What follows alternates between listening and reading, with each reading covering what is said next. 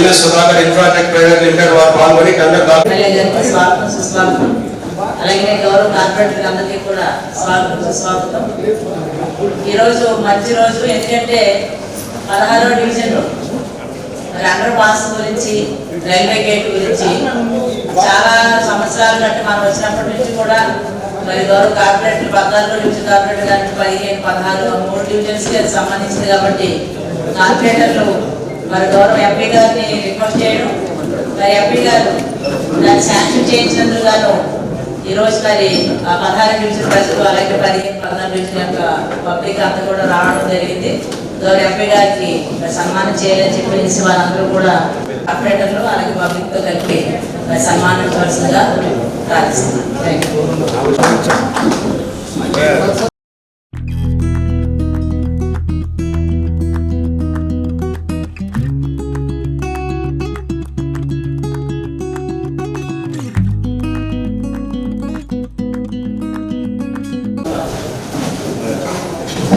దయచేసి అవుట్లెట్స్ కూడా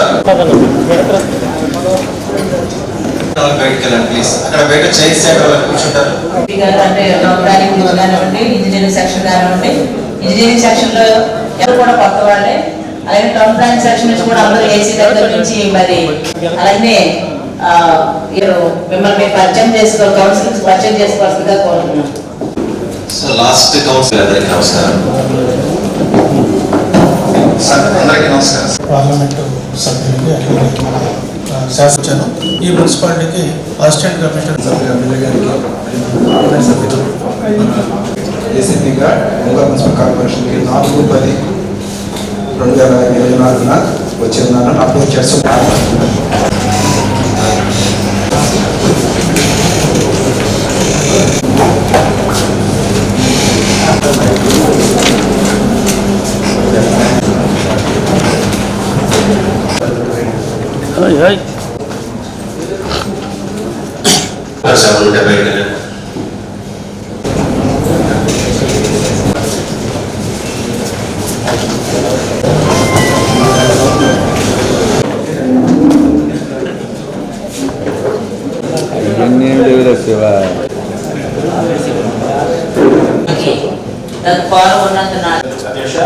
దాదాపుగా 4 రోజుల్లో వాటర్ సమస్యను క్లియర్ చేస్తామని చెప్పి ఇచ్చినటువంటి నగరపాలక సంస్థ మున్సిపల్ ఇంజనీర్ గారు 15 రోజులు దాటినప్పటికీ మరి వారికి సరైనటువంటి అవగాహన ఉందా లేదా అని చెప్పి అందరూ కనిపిస్తుంది. ఒంగోలులో మంచినీటి అతను జరుపుకోలేక జనం తీవ్ర ఇబ్బందులు పడుతున్నారు అధ్యక్ష. కాబట్టి దీని మీద అలానే శానిటేషన్ గురించి కూడా అనేకమైనటువంటి సమస్యలు ఉన్నాయి అధ్యక్ష. మీ అధ్యక్షతను జరిగినటువంటి సమావేశంలో జీరో వరకు కూడా మాకు అవకాశం కల్పించాల్సిందిగా కోరుచున్నాను అధ్యక్ష. అజెండా జరుగుతున్న సమావేశంలో కొన్ని అంశాలకు సంబంధించి చిన్న కౌన్సిల్ అజెండా పంపించిన తర్వాత చిన్న లోటుపాట్లు గుర్తించడం జరిగింది. దాని మీద ఎరాటా ముందుగా పంపించడం జరిగింది. కాబట్టి గౌరవ సభ్యులందరూ కూడా మీకు మీ టేబుల్ మీద పెట్టిన ఎరాటాలను collector and executive director Prakash జిల్లా వారు జగనన్న కాలనీలకు సంబంధించి నగరపాలక సంస్థ పరిధిలోని మల్లేశ్వరపురం ఎండగ్రహారం గ్రామం ఎకరా 209.49 సెంట్స్ ల్యాండ్ మరియు వెనుమగలపాలెం ఎర్రజల గ్రామం ఎకరా 220.53 సెంట్స్ ల్యాండ్ నందు స్టోన్ ప్లాంటేషన్ అప్రోచ్ రోడ్లు ఇంటర్నల్ రోడ్లు ఏర్పాటు చేయడం మొత్తం 12 పనులకు సంబంధించి రూ 21.335 కోట్లకు RC number E1/778/APSHCL/YSR housing Ongole corporation 2022 తేదీ 17/1/2000. కాబట్టి ఈ అంశాన్ని కంపల్సరీ వాళ్ళు కోర్టు కూడా వేస్తున్నారు. కొంతమంది దాని మీద ఆ వివరాలన్నీ కూడా రాకుండా అట్లనే కొత్త వచ్చిన కమిషనర్ గారికి కానీ ఎంపీ గారికి కానీ వాళ్ళంతా కూడా రీసెంట్ గా జాయిన్ అయ్యారు. కాబట్టి వారు దీని మీద కూలంకషంగా ఈ ఫైల్ తెప్పించుకొని దీన్ని స్టడీ చేసి ఆ వర్ష ఎంతలో జరిగినాయి, ఏం జరిగినాయి, వాళ్ళకి ఎందుకు పేమెంట్ ఎంతవరకు ఇచ్చాము, ఇవ్వాల్సి ఏంటి, ఆ కోర్టు ఇష్యూస్ ఏంటి, అవన్నీ కూడా తెలుసుకున్నా కూడా ఈ అంశాన్ని వాయిదా వేయాల్సిందిగా నేను దీన్ని ఉన్న దాంట్లో దీన్ని కాస్త రూపురేఖలు మార్చి అన్ని వస్తువులు కలిగించినందుకు మరొకసారి హృదయపూర్వకంగా జనార్దన్ గారికి మా ధన్యవాదాలు తెలియజేసుకుంటూ ఈ వర్షకి సహకరించినటువంటి సిబ్బంది కూడా వాళ్ళందరూ కూడా మరొకసారి మా ధన్యవాదాలు. ఎందుకంటే ఇంజనీరింగ్ స్టాఫ్ కానీ కమిషనర్ గారు కానీ వాళ్ళందరూ కూడా మన హృదయపూర్వకమైన ధన్యవాదాలు తెలియజేస్తున్నారు అధ్యక్ష. ఇప్పుడు ఒక్కసారి మన ఎమ్మెల్యే గారికి మనందరం కూడా మన కర్తాలతో ధన్యవాదాలు. చాలా మంచి కార్యక్రమం అధ్యక్ష. ఇంకా డివిజన్స్ మిగిలినాయి, వాటిలో కూడా ఈ కార్యక్రమం దిగ్విజయంగా చేయాలని చెప్పి సిబ్బంది పిల్లలందరినీ కూడా కోరుకుంటూ అనుకున్నాం. ఇది టోటల్ వర్క్ వచ్చేసి 21,33,00,000 పెట్టారు. అప్పుడు దాంట్లో 9,95,00,000 ఆల్రెడీ పేమెంట్ అయిపోయింది. దేనికి అయిపోయింది అనేది అర్థం కావట్లా. గ్రావెల్ రోడ్ ఒకటి ప్లస్ క్వారీ రబ్బిష్ రోడ్ అని చెప్పేసి దానికి డ్రా చేసుకున్నాను.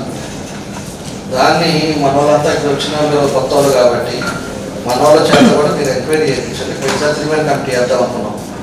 ఒక సభ్యుడిని, ఒక అధికారిని అందరిని వేసేసి దాని మీద లోతుగా వేసి దాని మీద జరిగిందా లేదా, జరిగితే ఇద్దాం, మనకి దానికే తప్పే కాదు. జరగకుండా డబ్బులు డ్రా చేసుకుంటే దాని మీద ఎంక్వైరీ కమిటీలో వాళ్ళ మీద యాక్షన్ తీసుకోవాల్సి వస్తుంది.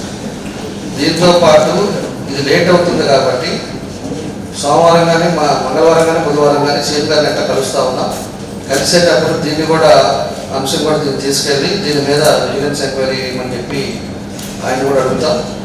ఖచ్చితంగా కూడా దీనికి తెలవాల్సిన అవసరాలు ఉన్నాయి. ఎందుకంటే దానికి 40 కోట్లు రోడ్డు ఫార్మేషన్కి వాటిని ఇచ్చారు. దాన్ని డ్రా చేసుకున్నారు. దాంట్లో 4 కోట్లు ఇంకా పెండింగ్ ఉంది. దాని తర్వాత మళ్ళా 21,30,00,000 దీనికి మళ్ళా ఉంది. మొత్తం 60 కోట్లు అయితే మొత్తం కూడా దీన్ని ఎంత జరిగింది అనేది కూడా చూసుకోవాలి.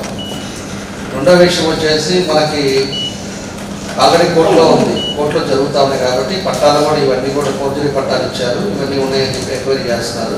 ఆ ఎంక్వైరీ అయిపోతే కోర్టు తేలిన తర్వాత దాన్ని కూడా ఎట్లా చేయాలనేది మనం సభలో మళ్ళీ మాట్లాడుకొని మనం ముందుకెళ్దాం.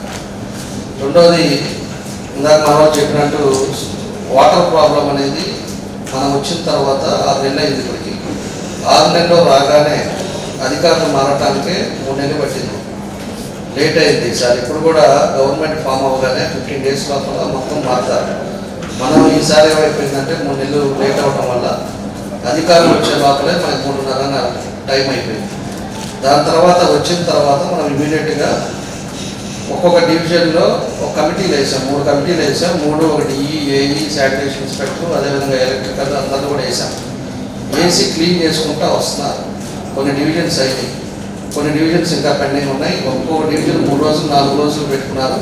4 రోజులు కాలువలు తీయటం కానీ, లైటింగ్ ప్రాబ్లం కానీ, జంగిల్ క్లియరెన్స్ కానీ ఇలాంటివన్నీ కూడా చేసుకొని బయటకు వచ్చే పరిస్థితులు తీసుకొస్తున్నారు. దాంతోపాటు సచివాలయం వాళ్ళు కూడా డోర్ టు డోర్ వాళ్ళని వెళ్ళమని చెప్పాము. ఎందుకంటే వేగంగా పట్టాలు ఇవ్వటం, వేగంగా మనం పెన్షన్లు ఇవ్వటం, పోయినసారి పెన్షన్లు అందరూ అవసరం ఉండే వాళ్ళకి తీసేశారు, లేని వాళ్ళకి కొంతమందికి ఏమో పెన్షన్లు ఇచ్చారు.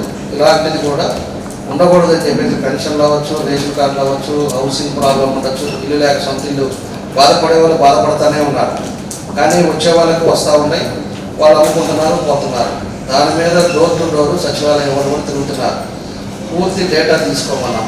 సొంత ఇల్లా కాదా, మీకు ఏ సమస్యలు ఉన్నాయి, ల్యాండ్ డిస్ప్యూట్ ఉందా, లేకపోతే మీకు పెన్షన్లు ఉన్నాయా, రేషన్ కార్డు ఉన్నాయా, ఉద్యోగం లేదా మీ పిల్లలకి, అన్నీ కూడా ఒక డేటా రెడీ చేసి తిప్పుతున్నాం. ఆ డేటా వచ్చినప్పుడు ఏమవుతుందంటే ఖచ్చితంగా ఏ డివిజన్లో ఎంతమందికి పెన్షన్స్ రాకుండా ఇబ్బంది పడుతున్నారో మన వాళ్ళ చేత, అధికారుల చేత, ఎవరైతే సచివాలయంలో ఉన్నారో వాళ్ళ డోర్ స్టెప్కి వెళ్ళి వాళ్ళ ప్రాబ్లమ్ సాల్వ్ చేయాలని చెప్పేసి ఇవన్నీ కూడా ఒక్కొక్కటి చేస్తూ వస్తున్నాం. దాంతోపాటు మంచినీళ్ళు ఏమైపోయిందంటే భాగ్యనగర్లో 4-5 డేస్ నుంచి వాళ్ళు చాలా ఇబ్బంది పడ్డారు. టౌన్ అంతా సగం ఆగిపోయింది. దానివల్ల ఈ రోజుకి మురికి నీళ్ళు వస్తూ ఉన్నాయి. దాన్ని రెక్టిఫై చేస్తున్నారు, మళ్ళా అది అవ్వట్లేదు. మళ్ళీ రెక్టిఫై చేశారు, అవ్వట్లేదు. నిన్న రెక్టిఫై అయింది. తర్వాత ఇవాళ నుంచి వాటర్ వదులుతున్నారు. ఇంకా 2 డేస్ అయితే స్ట్రీమ్ లైన్ అవుతుంది మనకి. ఎందుకంటే ఎప్పుడో వేసిన 30-40 సంవత్సరాలు పైప్ లైన్ ఉన్నాయి కాబట్టి కొన్ని దగ్గర ఈ ప్రాబ్లం సమస్య ఉంది. ఇది మేజర్ డ్రైనేజ్ది కాబట్టి, డ్రింకింగ్ వాటర్ది కాబట్టి దానివల్ల మిగతా ఏరియాలు కూడా ఆగిపోయాయి. అవి కూడా రెక్టిఫై అయిపోతే మంచినీళ్ళు కూడా స్ట్రీమ్ లైన్ అవుతాయి. అవి కూడా ఖచ్చితంగా 2 రోజుల లోపల అవి కూడా అవుతాయి అని చెప్పి తెలియజేస్తాం. ఇవన్నీ సాధారణ నగరపాలక సంస్థ సాధారణ నిధుల ద్వారా చేపట్టవలసిన పనులు అధ్యక్ష. ముఖ్యంగా మీ దృష్టికి తెచ్చేది ఏంటంటే government of Andhra Pradesh finance department వారు యూఓ నోట్ నెంబరు 2569C644/428/2024 తేదీ 27/9/2024 మేరకు వీటికి సంబంధించిన పనులు మినహా 1/4/2024 నాటికి ముందుగా ప్రతిపాదించిన అన్ని రకాల వర్కులను రద్దు చేయవలసిన స్పష్టమైన ఆదేశాలు ఇచ్చి ఉన్నారు అధ్యక్ష. అంతేగాక 25% లోపు ఉన్న పనులని కూడా వాటిని రద్దు చేయాలని కోరుచున్నారు అధ్యక్ష. పైన ఆదేశాల మేరకు ఈ ఈ అంశాలన్నింటినీ రద్దు చేయవలసిందిగా కోరుచున్నాం అధ్యక్ష. అనేది ఇప్పుడు రద్దు చేస్తున్నామని చెప్పిన ఒక కార్యక్రమం చేయాలి అధ్యక్ష. సరే, దాని గురించి కాదు, ముఖ్యంగా కొన్ని డివిజన్లో అయితే మా డివిజన్లో కూడా వర్క్ జరుగుతుంది అధ్యక్ష. జనరల్ మరి జరుగుతున్న వాటిని కూడా దయచేసి కమిషనర్ గారికి రిక్వెస్ట్ చేయండి. జరుగుతున్న వర్కులు మీరు క్యాన్సిల్ చేయొద్దు నేను రిక్వెస్ట్ చేస్తా ఉన్నాను. అదేవిధంగా ఇంకో ఒక జనరల్ ఫండ్కే సంబంధించిందా లేదంటే ఈ గ్రాఫ్ 15 ఫైనాన్స్ కూడా ఉన్నాయి అధ్యక్ష. వీటికి సంబంధించి కూడా ఏదైనా క్యాన్సిల్ చేయమని వచ్చాను. ఒకసారి క్లారిటీ ఇవ్వండి. అదర్ స్టేట్ గవర్నమెంట్కి సంబంధించినటువంటి ఏదైనా ప్రత్యేకమైనటువంటి బడ్జెట్ నుంచి వచ్చినాయి కాకుండా మన జనరల్ ఫండ్లో ఉన్నటువంటి వాటిని మాత్రమే మనము ఈ విధంగా రద్దు చేయబోతున్నాము. సో ఇందాక గౌరవ కార్పొరేటర్ గారు చెప్పినట్టుగా ఆ పని మరి ఎంతవరకు జరిగి ఉంది, అది మోర్ దెన్ 25% ఉన్నది. ఒకసారి చూసి దాన్ని బట్టి మీతో డిస్కస్ చేసి నిర్ణయం తీసుకుంటాం అధ్యక్ష. Thank you. 1/4/24 లోపు ఏవైతే వర్క్ శాంక్షన్ ఉన్నాయో, ఏవైతే కాంగ్రెస్ పిలిచి వర్కౌట్ ఇచ్చినారో, ఏవైతే అగ్రిమెంట్ అయి ఉన్నాయో, 25% లోపు ఏ వర్క్స్ జరిగి ఉన్నాయో వాటన్నింటినీ క్యాన్సిల్ చేయమని మనకు ఇవ్వడం జరిగింది అధ్యక్ష. అదేవిధంగా గత ప్రభుత్వంలో కూడా అంతకుముందు తెలుగుదేశం ప్రభుత్వం అధికారం ఉన్నప్పుడు కూడా అధికారం కోల్పోయిన తర్వాత మన గత ప్రభుత్వంలో కూడా 29/5/2012 కూడా ఇదే విధంగా జీవో ఇవ్వడం జరిగింది అధ్యక్ష. ఇదే విధంగా జీవో ఇవ్వడం జరిగింది అధ్యక్ష. అదేవిధంగా ఇప్పుడు ఈ ప్రభుత్వంలో కూడా 27/9/22 జీవో ఇవ్వడం జరిగింది అధ్యక్ష. ఇది ప్రత్యేకమైనటువంటి గత ప్రభుత్వంలో ఇచ్చిన జీవోని ఈ ప్రభుత్వం కూడా ఇదే విధంగా ఇవ్వడం జరిగింది అధ్యక్ష. ఇది గౌరవ సభ్యులందరూ అర్థం చేసుకోవాల్సింది కోరుతున్నాను అధ్యక్ష. దాన్ని తీసుకొచ్చారు. సో ఈ సభకు క్యాన్సిలేషన్ సంబంధించిన జీవో ఐడెంటిఫై చేశాము. సో ఇప్పుడు గౌరవ కార్పొరేటర్ గారు చెప్పినట్టుగా కూడా అక్కడ మరి పని ఏమీ జరగట్లేదు సార్. క్యాన్సిల్ చేయమన్నారు కాబట్టి క్యాన్సిల్ చేసి మళ్ళీ పిలుస్తాం. అదే సార్, జీవో ఇచ్చింది కాబట్టి ఇక జీవోని మనం ప్రయారిటీ వేసినది ఎక్కడ పెట్టారు ప్రాబ్లం ఉండేది అయ్యా మళ్ళీ పిలిస్తే సరిపోతుంది. అంతే సార్. మనకి నెక్స్ట్ మీటింగ్ దాకా లేట్ అవుతాము అంటే మళ్ళీ అప్రూవ్ అవ్వాలి కాబట్టి. అవును సార్. అంటే ఇన్స్పెక్షన్ అదే అజెండాలోకి వచ్చిన తర్వాత ఇది ఐడెంటిఫై చేయడం జరిగింది సార్. అందువల్ల ఇది మామూలుగా జీవో ఉంటే దాన్ని క్యాన్సిల్ చేయొచ్చు, దీనికి పెట్టాల్సిన అవసరం వచ్చింది. ఇప్పుడు గారు మీ అనుమతితో మేయర్ గారు ఏం లేదండి. మేయర్ గారు మాకు కేంద్ర మంత్రి వారి గారు ప్రోగ్రామ్ ఒక సంతనోత్తర పాడులో ఒక 5 గంటలకు ఉన్నది. వారు గుంటూరు నుంచి బయలుదేరారు కాబట్టి మా నుంచి మాకు ఒక 5 నిమిషాలు సమయం ఇస్తే చాలు. మేయర్ గారికి, స్థానిక శాసనసభ్యులు సోదరులు రామచంద్ర జనార్దన్ గారికి, కమిషనర్ గారికి,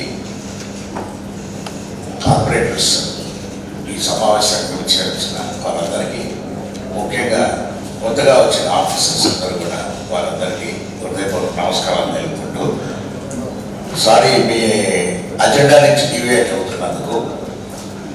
ముఖ్యంగా మనం మాట్లాడుకుంటున్నది ఏంటంటే, ఇప్పుడే మీరు మీ చేపల్లో నుంచి వచ్చేటప్పుడు కౌన్సిల్ హాల్ అనేది కొంతవరకు ఈ వర్షాలు వచ్చినప్పుడు మొత్తం సీలింగ్ కూడా పడిపోయిన తర్వాత దీనిని కొంచెం రిపేర్ చేయాల్సి వచ్చింది. I must complement you and commissioner గారు, చాలా చక్కగా కూడా చేస్తున్నారు. ఇది అందంగా ఉన్నది, బాగున్నది. అయినా ఇది పర్మనెంట్గా కూడా మనం పెట్టుకోవాల్సిన అవసరం లేకుండా మనం ముందు నుంచి శాసనసభ్యులు గారు చెప్తున్నారు, మున్సిపల్ ఆఫీస్ బిల్డింగ్ ఒకటి కట్టుకునేదానికి మనకు అనుమతులు కూడా కొంతవరకు వచ్చున్నాయి. దానికి ప్రకారంగా ఏంటంటే గౌరవ ముఖ్యమంత్రి చంద్రబాబు నాయుడు గారు, గౌరవ విద్యాశాఖ మంత్రులు లోకేష్ బాబు గారు కూడా అంటే గడిచిన సమావేశానికి మధ్యలో కూడా వారి ఆశీస్సులతో పార్లమెంటరీ కమిటీ, స్టాండింగ్ కమిటీకి, హౌసింగ్ అండ్ అర్బన్ అఫైర్స్ కమిటీకి చైర్మన్ గా నన్ను నియమింపు చేసినందుకు ముఖ్యంగా ముఖ్యమంత్రి గారికి అండ్ లోకేష్ బాబు గారికి కూడా వారికి మనస్ఫూర్తిగా బాగుంటున్నాం. తర్వాత ధన్యవాదాలు కూడా తెలుపుకుంటున్నాను. ఈ కమిటీలో అర్బన్ డెవలప్మెంట్ అనేది ముఖ్యమంది. ప్రప్రదంగా నేను ఒంగోలుకే దీనికి ఎక్కువగా కూడా ప్రధానాంశం ఇచ్చుకుంటూ అధికారులని అక్కడ ఉన్న వారిని కూడా secretary urban affairs, urban development వారితో కూడా చెప్పడం జరిగింది. భారతదేశంలో ఎక్కడైనా వేరే నాకు ఒంగోలు పార్లమెంటు ప్రత్యేకంగా ఒంగోలు మున్సిపల్ కార్పొరేషన్ లిమిట్స్లో కావాల్సిన అంశాలన్నీ కూడా తర్వాత వారు కూడా తదితర ఫండింగ్ ఏజెన్సీస్ అంటే హట్కో అనేది ఉన్నది హౌసింగ్ డెవలప్మెంట్ కార్పొరేషన్, ఎన్బిసిసి అనేది నేషనల్ బిల్డింగ్ కన్స్ట్రక్షన్ కార్పొరేషన్ అని, ఎన్హెచ్బి అనేది నేషనల్ హౌసింగ్ బ్యాంక్ అనేది కూడా, దాంతోపాటు నబార్డ్ అనేది కూడా, ఇవన్నీ నిధులు కూడా ఏ విధంగా మనం డెవలప్మెంట్ చేసుకునే దానికి వీలవుతుంది అనేది కూడా వారు సూచనలు ఇవ్వటం, నేను వారితో కూడా మాట్లాడటం కూడా జరుగుతున్నది. మనకి ఇక్కడ ఒంగోలు టౌన్ ప్రాంతంలో అంటే మున్సిపల్ లిమిట్స్లో ఉన్నప్పుడు ముఖ్యంగా మనకు ఆఫీస్ బిల్డింగ్ అనేది మనకు ఎంతో అవసరం ఉన్నది. ఇక అండర్ గ్రౌండ్ డ్రైనేజ్ సిస్టమ్ అనేది గౌరవ శాసనసభ్యులు గారు కూడా ముందు నుంచి దాన్ని కూడా చర్చిస్తున్నారు. దానికి ఏ విధంగా కూడా ఫండ్స్ అనేది రావాలనేది ఒకసారి మంత్రి గారు నారాయణ గారితో కూడా మేము కూడా మాట్లాడటం కూడా జరిగింది. State recommendation is must. మన కమిషనర్ గారు సెక్రటరీ అర్బన్ డెవలప్మెంట్కి పంపిస్తే అక్కడి నుంచి ఢిల్లీకి వెళ్తేనే ఇవన్నీ కూడా పనులు అక్కడ చేసేదానికి వీలవుతాయి. పోతురాజు గారు మోడర్నైజేషన్ మీద కూడా గౌరవ శాసనసభ్యులు గారు కూడా ఆ ప్రతిపాదన కూడా చెప్పడం కూడా చూసాం మనం. అమృత్ 2.0 ఈ డ్రింకింగ్ వాటర్ ప్రాజెక్ట్ అనేది కూడా ఆచరణలోకి తీసుకురావాలనేది గౌరవ శాసనసభ్యులు గారు ఆ రోజు కూడా మీటింగ్లో చెప్పడం కూడా చాలా ఆనందదాయకరం. ఇక డెవలప్మెంట్ అంటే మున్సిపల్ వేకెంట్ సైట్స్ అనేది చాలా వరకు మనకు టౌన్లో ఉన్నాయి కూడా. ఈ సంస్థలు నేను చెప్పినట్టుగా హట్కో, ఎన్బిసిసి, నేషనల్ హౌసింగ్ బ్యాంక్ వీరందరూ కూడా వారే డబ్బులు తీసుకొచ్చి ఇన్వెస్ట్ చేసి రాష్ట్ర ప్రభుత్వం భారం అనేది మామూలుగా సెంట్రల్ కేంద్ర ప్రభుత్వం రాష్ట్ర ప్రభుత్వంలో నిధులు అనేది పర్సంటేజ్ ఉంటుంది, షేరింగ్ అనేది.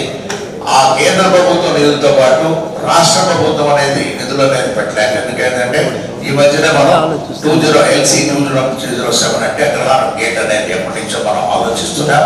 50-50 షేరింగ్ అనేది, కాస్ట్ షేరింగ్ అనేది ముందు ఉన్న నిబంధనలన్నీ కూడా తొలగించి 100% రైల్వే డిపార్ట్మెంట్ పెట్టేదానికి కూడా మనం ఆచరణలోకి తీసుకొచ్చాం. కాబట్టి ఇక్కడ రాష్ట్ర ప్రభుత్వం నిధులు అనేది లేకుంటే మున్సిపల్ కార్పొరేషన్ నిధులు అనేది కూడా ఏమి లేకుండా కూడా ఇవన్నీ ఈ ఫండింగ్ ఏజెన్సీస్ దగ్గర నుంచి ఆ అమౌంట్స్ తీసుకొచ్చే ప్రయత్నంలో కూడా మనం ఉన్నాం.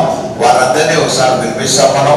గౌరవ శాసనసభ్యులు గారు మనందరం కూడా టౌన్లో డెవలప్మెంట్లో మంత్రి గారిని, కలెక్టర్ గారిని అందరినీ కూడా ఇన్వాల్వ్ చేసి ఎక్కడ మనకు కావాల్సినవన్నీ కూడా అంటే కార్పొరేషన్కి రెవెన్యూ అనేది పర్మనెంట్ రెవెన్యూ కూడా ఎక్కువగా మనం తయారు చేసుకునే దానికి ఈ పెట్టుబడి ఇప్పుడు మనకున్నాయి. చాలా వేకెంట్ సైట్స్ కూడా ఉన్నాయి. ఇవన్నీ కూడా ఆచరణలోకి తీసుకొచ్చే ప్రయత్నం కూడా మనం గట్టిగా కృషి చేస్తాం.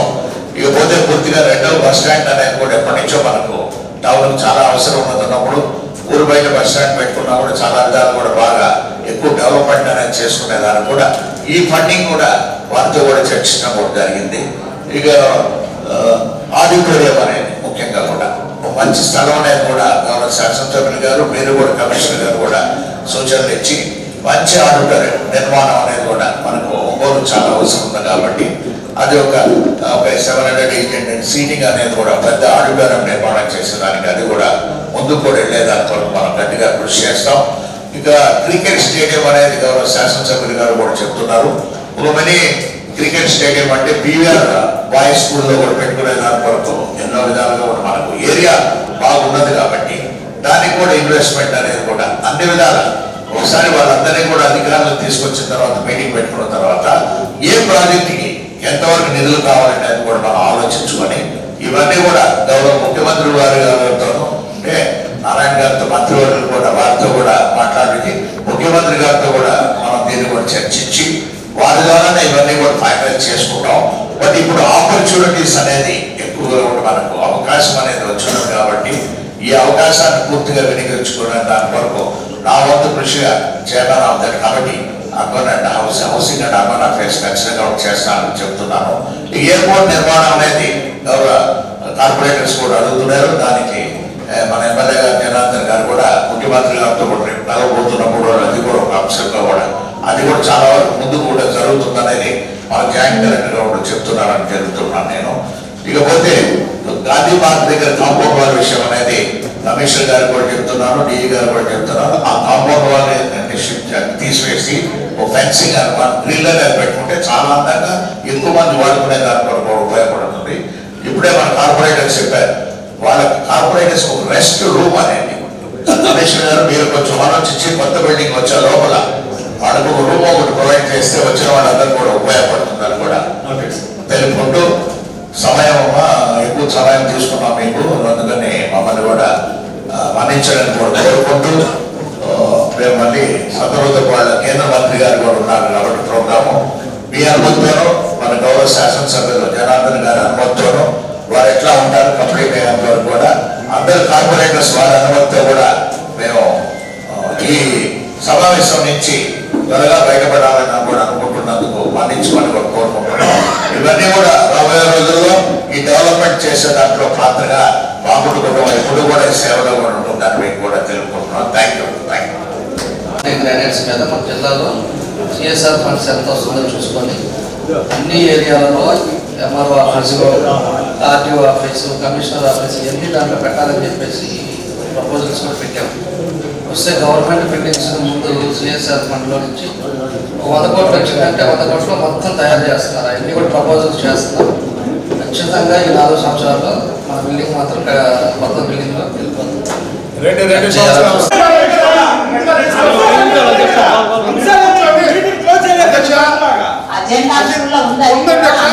ముందుగా మాట్లాడిన సభలో అధ్యక్ష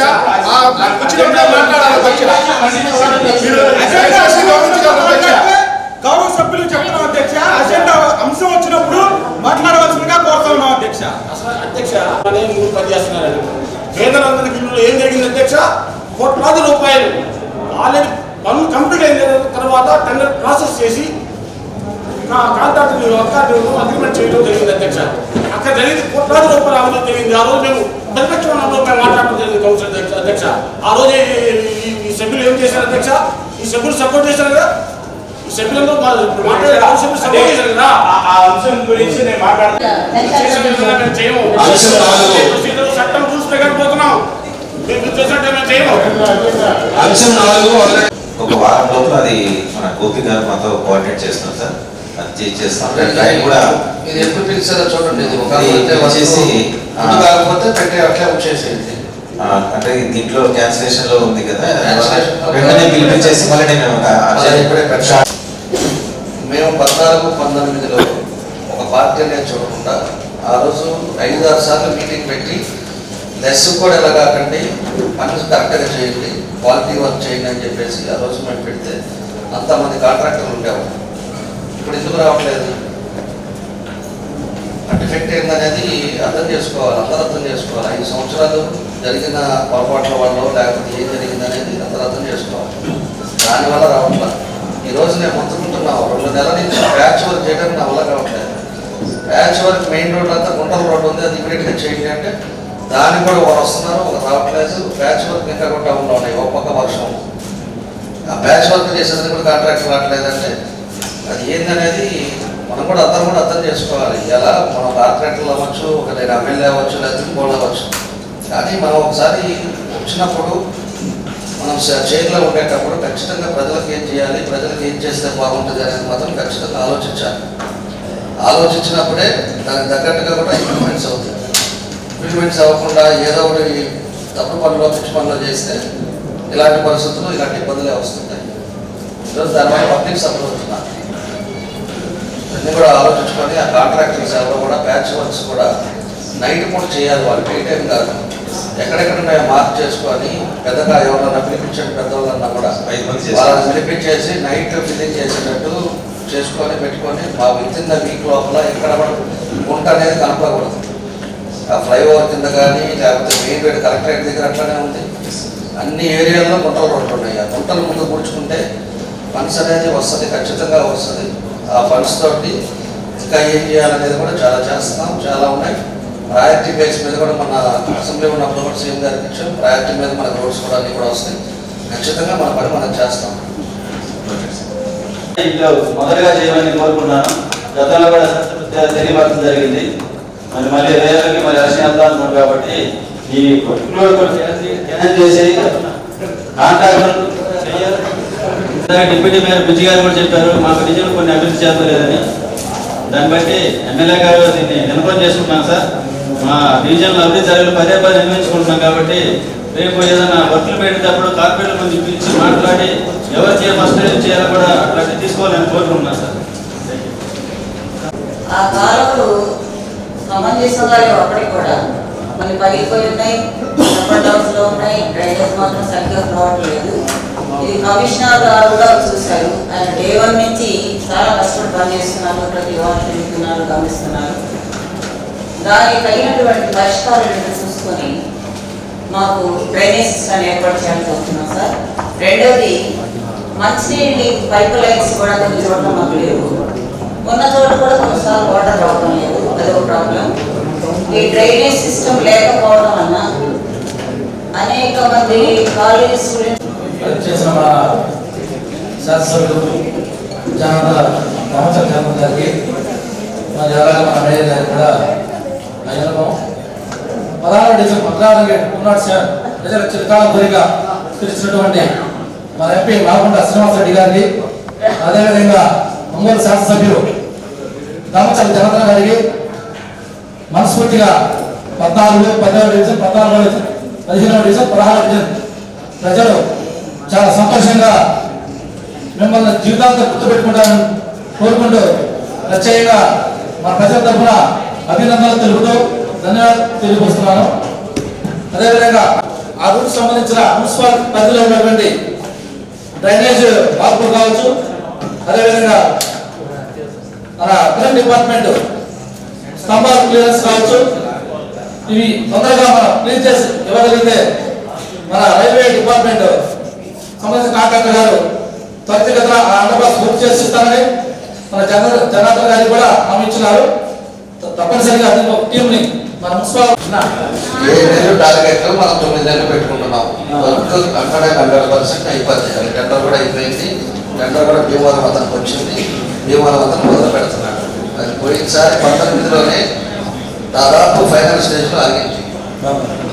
ఇప్పుడు అయిపోయింది. వాళ్ళు 7 months అన్నారు, మనం 9 months లో ఖచ్చితంగా అది క్లియర్ అయిపోతుంది.